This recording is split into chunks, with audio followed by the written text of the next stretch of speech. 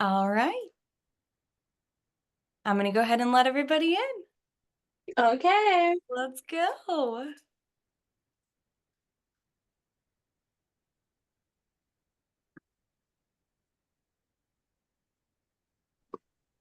I see Hello. some familiar faces. Hi, Vanessa. Hey, how's it going? Phil is here. Hi, Phil. Wow. Okay. I'm so happy right now.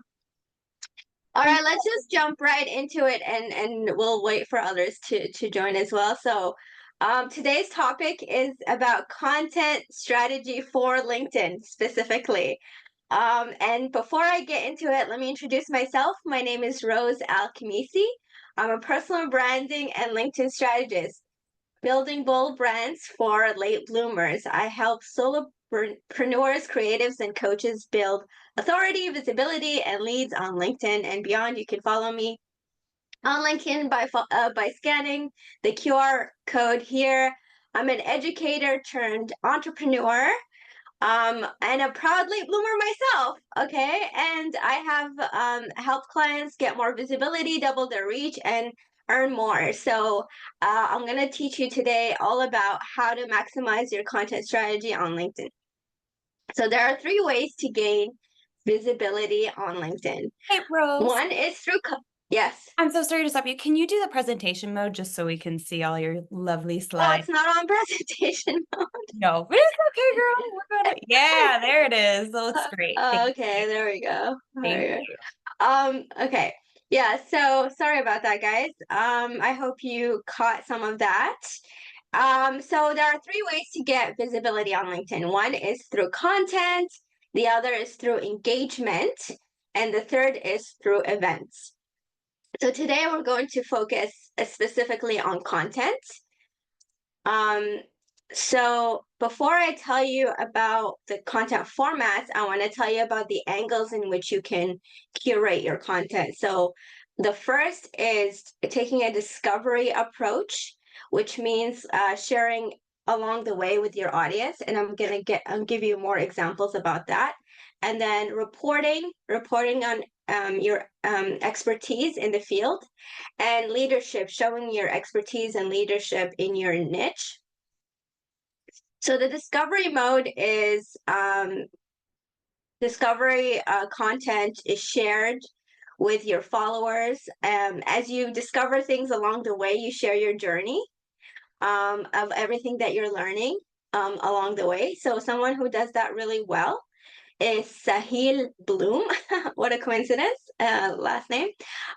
Is known for his Curiosity Chronicles. He posts, shares insights, books, interviews, and other resources to help simplify complex ideas. Reporting is another style that you could, take, or another angle that you could take. Reporting content involves studying the experts deeply and sharing your knowledge about them. This approach helps content creators align themselves with already recognizable people and experts. For example, someone who does that really well is Neil Patel. And you can check out some of his content on LinkedIn. He is a well-known figure who shares comprehensive insight from his research as well as industry experts.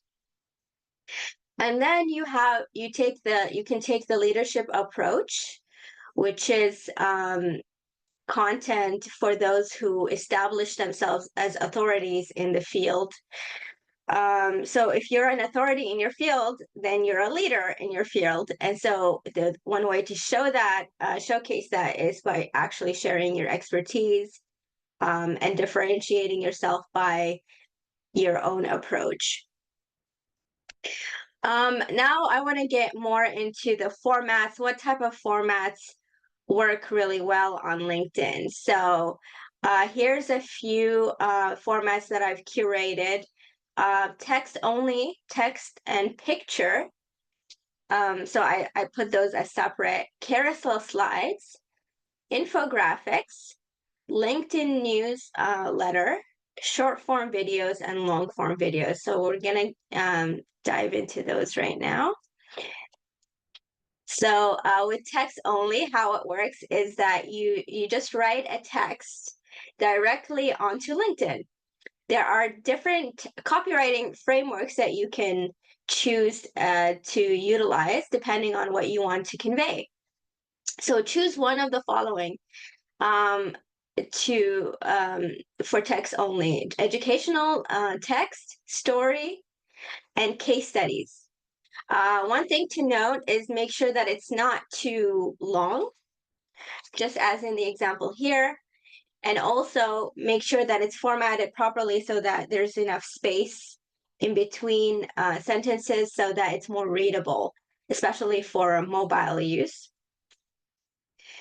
The next is text plus picture. And I have here an example of a post that I wrote. Text plus picture, how it works. Choose one of the following: educational text, story, or case studies. Add a relevant picture of yourself or you with other people, or picture of the event or picture of someone else. It's really hard to always find relevant pictures, but the more relevant the picture is, the better, reception it's going to get. But yeah, so it's the same thing. Like, make sure your formatting is nicely done. There's enough spacing, sentence variation, white space in between sentences.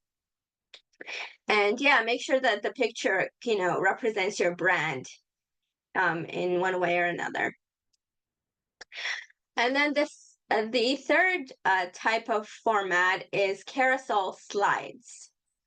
So carousel slides are great for sharing educational content, stories, case studies, and step-by-step processes.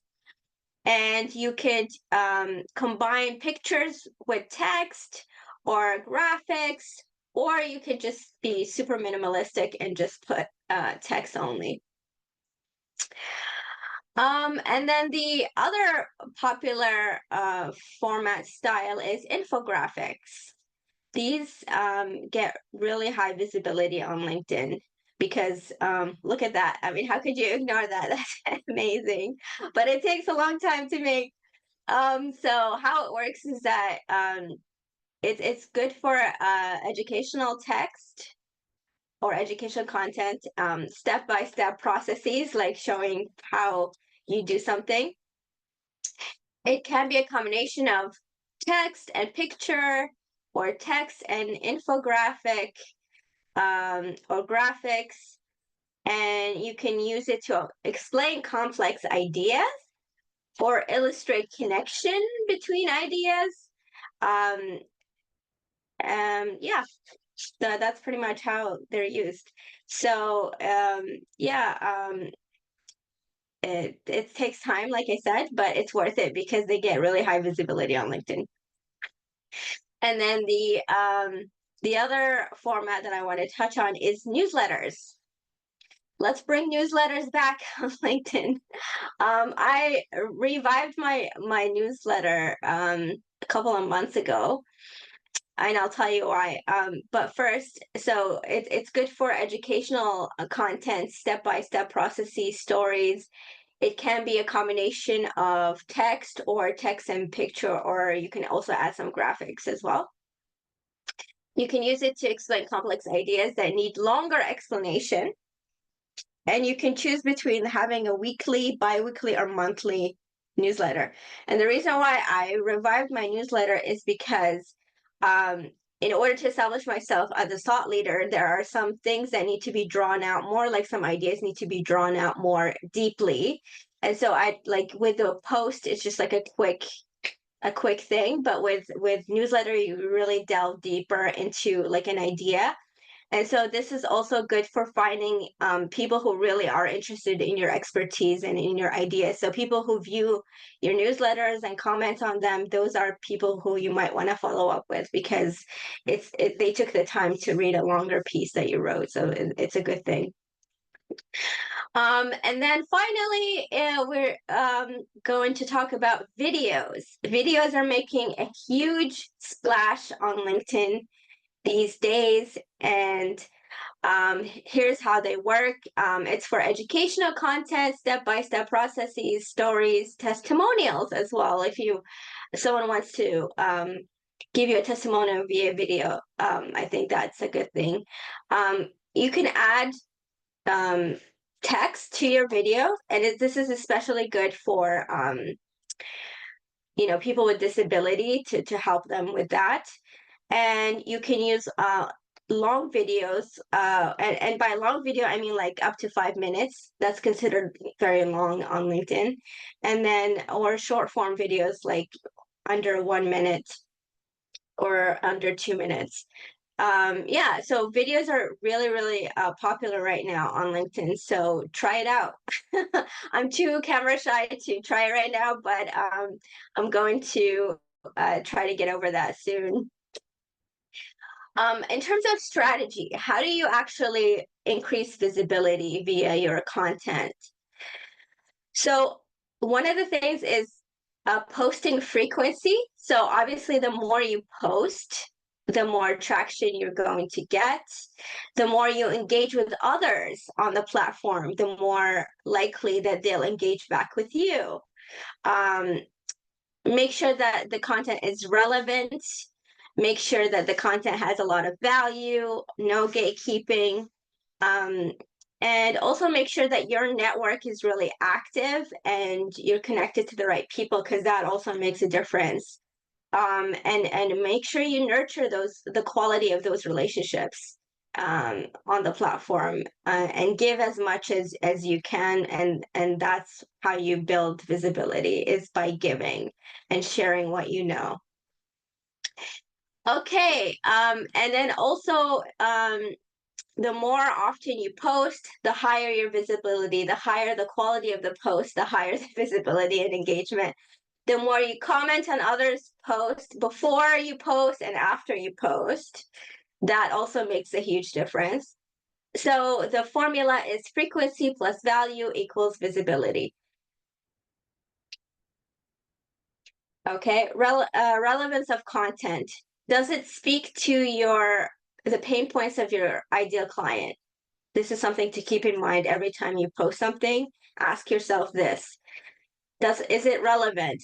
Does it speak their language? Are you using their language? Are you using your language? Are you using jargon, or are you using terminology that regular people can understand? Is it up to date? Are you up to date on the latest trends in your industry? Does it hit home?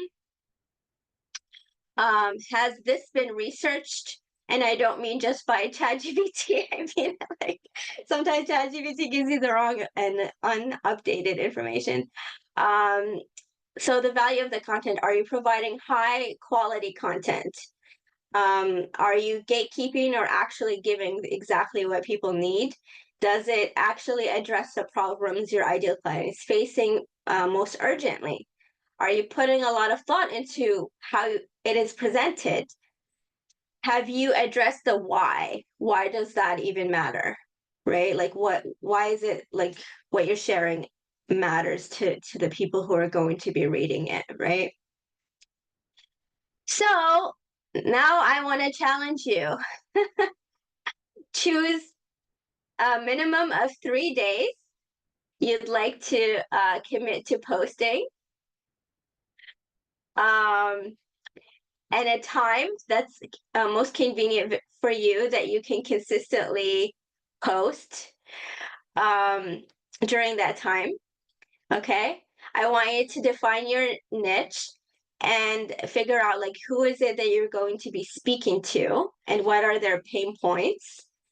And then I want you to choose 3 to 5 topics that you can regularly talk about on a consistent basis. So with all that being said, I'll give you some time right now.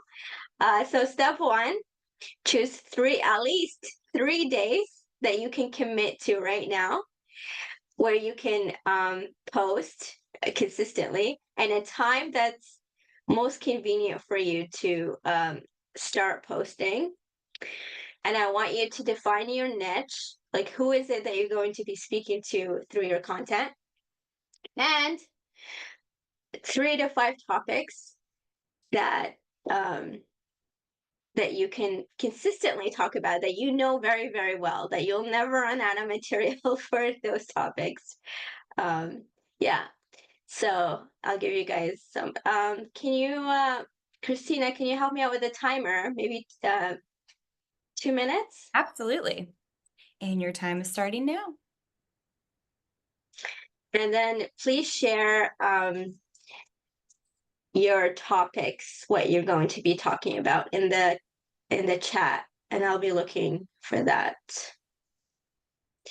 So I can tell you all the things, but at the end of the day, if you're not committed and you're not going to do it, it doesn't mean anything. So I want to push you guys to actually take the steps to start, right? We all have to start somewhere, right? And in the beginning, it's not going to be great. It's not going to be glamorous. It's not going to be highly engaging. But over time, once you get over the hump, you'll be amazed at the connections, the networking, the opportunities that come your way. It's going to be amazing. But you got to give it time. You got to give it some time, some effort, some consistency. You have to make a commitment. So I'm asking you today to make that commitment. I'm not gonna hold your feet to the fire, but I trust that you will do it when you are ready to do so. So give yourself some buffer time, I would say, to do some planning. Okay, so maybe like a week or two after this presentation, and then start posting, because it does need some planning, right? Okay, put your topics in the chat. Let me see. What did you guys come up with?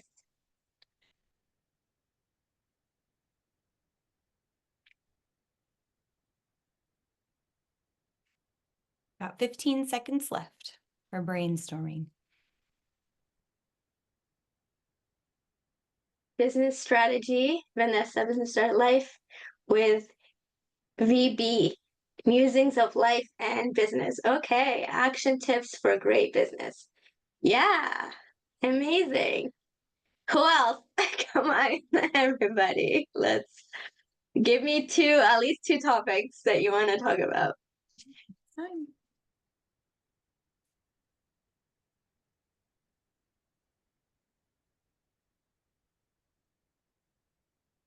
Okay, I got another one here. Oh, okay. Topic, clarity. Where are you? Topic 2, how did you get here? Where do you want to go? And this is, what's the context of this? Phil, could you unmute and tell me, like, in what context, like, are you saying this?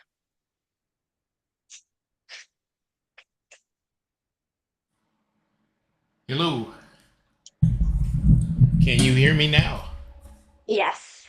Okay, I couldn't find the unmute button.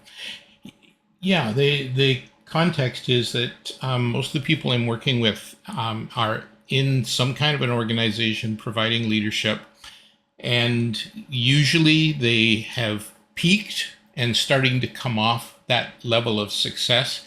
They're starting to get concerned about it. They may be having some sleepless nights. They don't look forward to the next phone call from the bank or having a conversation with some clients that have counted on them.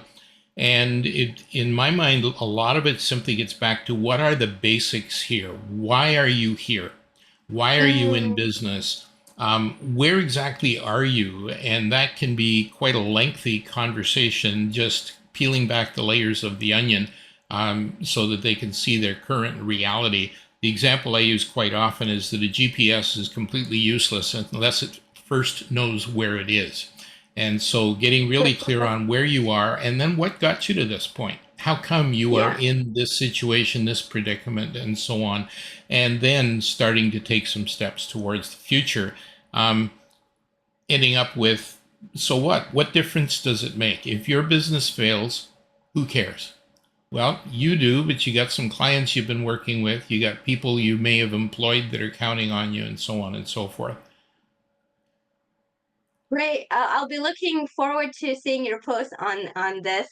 And I wanna also give another tip here. So like make sure that you have like themes around your topics. So for example, like is the theme empowerment? Is the theme visibility? Is the theme connection? I think that also helps anchor the post because it tells people, okay, this is what I'm trying to get at. This is what I'm trying to convey. I want to, I want when people like read my post, they feel empowered or they feel like they can do something, right? Let me see. There's other shares here. I saw Kelly's. Did Kelly write something? Did I miss it? Um, okay, Pia. Managers and leaders of multicultural teams want to increase their performance. And then the topics are cultural intelligence and competency, company and team cultural topics, psychological safety. Psychological safety is a hot topic on LinkedIn, by the way. Critical thinking and problem solving in multicultural teams. Yes, especially as we get more integrated and globalized, these topics become more important. And yeah, like for me, for example, I have a very diverse network from all over the world. So that kind of topic would really connect. Um, and Kelly, life and business lessons, copywriting tips. By the way, copywriting is such a huge thing on LinkedIn. Like, there's so many copywriters on LinkedIn, and they do really, really well. Um, Marketing tips for business, growing a business and raising kids. Yes, that recently a woman went viral for posting about being a mother and like having to take time off of work and saying like I don't belong on LinkedIn because I'm not seeing myself represented here. And then her post just went viral and she has like 150,000 engagements on her post. It was kind of wild. Yeah, thank you guys for sharing that. Does anyone have any questions about anything that I shared and would like to ask me? Yeah, Rose, could you just explain a little bit more in terms of what you're thinking of with the theme? Yeah, like I think, have like 3 or 4 main themes that you kind of represent, like your brand value, your brand mission. Okay. And then make sure that your post not only talks about the pain points of um, your clients, but also kind of fits into the themes that you want people to know about your brand. Right. And so it's Sounds kind good. of more connected to your brand and how you want your brand to be represented, and the brand values that you want to convey through your post. Right. Does that Got it. answer your question? It does. Thank you. Okay, great. Thank you. Any other question about anything? I mean, it's how many people can afford to post 3 times a week? I'm just curious. Show of hands. How many people? Okay. Yes. Okay, Pia, you didn't put your hand up. I'm curious to know what's going on. Well, I'm doing my own contents like once a week, but then I've decided that I can post something, maybe share some other people's posts or do something else, but really creating content once a week. I don't have time for more, but posting something, if that's a good answer for you, if that's good for the visibility, if you just do something there. I mean, do what is actually sustainable. So if Mhm. once a week is all you could commit to, then do that, right? We all Mm. have to start somewhere. And here's a secret for everybody here. Most people, most of these big creators on LinkedIn, they have people helping them with content. Mm. Okay, they have people writing the content for them. So they're not just, they're not sitting there making content. They have too much reach, so they leverage that, So that's another option. But also, I think we make it out to be more complicated than it needs to be, because we see all these people making these extraordinary content pieces, like, these fancy carousels or these amazing infographics. But really, like, if you just share your story and it touches a nerve, I mean, that's it. Like, that's all you need. Like, just share your story. Sometimes, like, text with picture or text only, but as long as it makes a connection and emotional impact on someone, they're going to connect with that. It doesn't have to be these, like, people are giving advice about, using fancy AI and like doing all these, things, but actually, like, you don't need all that. You just need to share with honesty, with integrity, with intentionality. And then that's going to resonate more, I think, than having all these fancy like graphics and all these things. What do you, Rose, what do you think about that? Okay, if I have my own content, but then if I share somebody else's content, would that count with my comments, for example? Would it count as a one time? That's a great question. I actually don't recommend that Okay. because unless it's my post. Just kidding. But like, I think it's because it doesn't, the platform rewards original content. So the reshare, the repost, they don't get as much visibility. So the impression rate for the reshare and repost is it's like a quarter of what an original post would get, for example. So yes, it technically you're sharing, but it's, and also it kind of dilutes your own like voice and your own personal brand, because I want to know like what you think.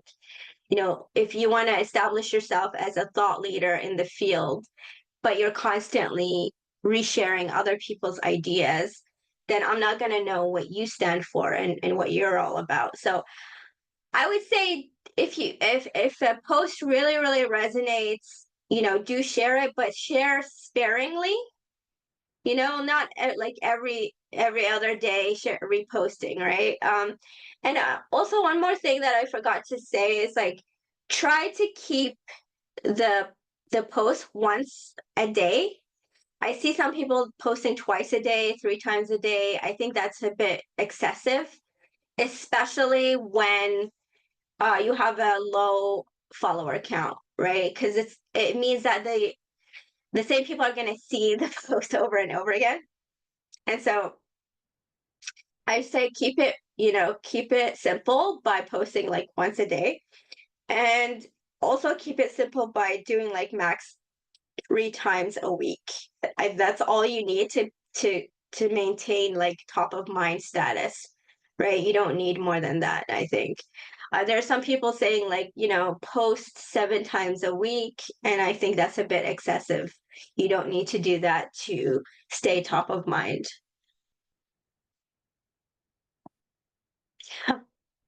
So yeah, thank you everybody. I'm not sure if anyone else has any more questions, or did you find this presentation helpful? Yes.